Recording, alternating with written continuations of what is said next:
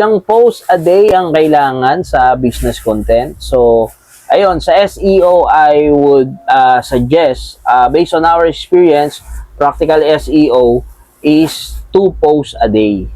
So, pagkagising pa lang ng potential client mo o ng isang tao, cellphone agad yung hinahanap niya, make sure nandun na yung post mo.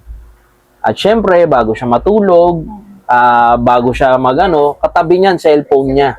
So, at bago matulog yan, nag-YouTube yan, nanonood yan ng Facebook, ng video, di ba? Nandun na rin yung post mo. So, make sure dalawa. And, simula ng, sabihin na natin ang target market mo is mga nag-oopisina, gising na yan ng 5, 6 a.m.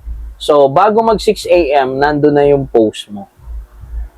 Habang bumabiyahe yan, nasa FX, nasa shuttle, o nasa MRT, o habang nagkakape, nanonood yan, nag-social media yan, makikita na yung post mo.